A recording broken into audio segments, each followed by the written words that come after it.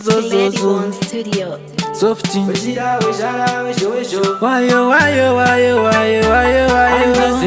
Ndo pane, ndo pachira ere.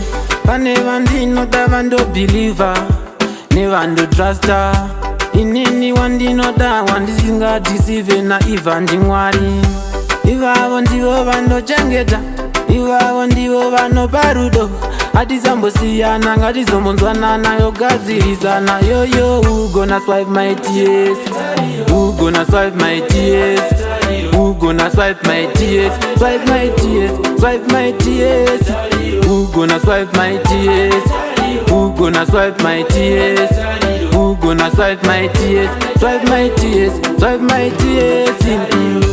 Takazikana Mwari mumwe chete, ngatisamupe jealousy pamwe chete.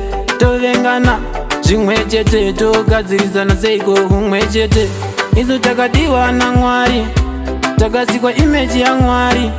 Zvino tine moyo waMwari, nemweya watofema torambana sei. Who gonna swipe my tears?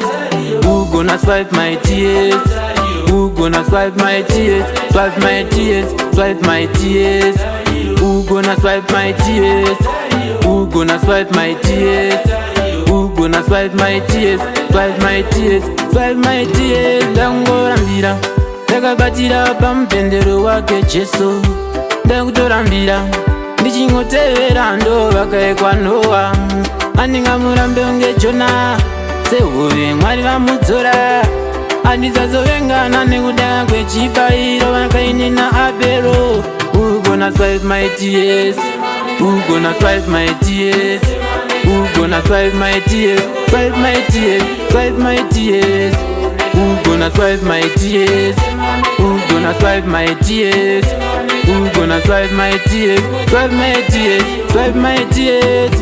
Ngatisarasisa pano pakunamata, isusu izo zvabata-bata. Takutongobata zvisizo mushonga seiko mapasta. Kuna maunganidza vanhu nemusoro wegora, mumwe wegudo. Asingakutenga munenga varadza munzira dzavo. Who gonna swipe my tears? Who gonna swipe my tears? Who gonna swipe my tears? Swipe my tears, swipe my tears. Who gonna swipe my tears? Who gonna swipe my tears? Who gonna swipe my tears? Swipe my tears, swipe my tears. Patakava ndiko kufu chete, tichatokera isu tese. Saka todanana pazvese, kana tadzadzirana togadzirisana.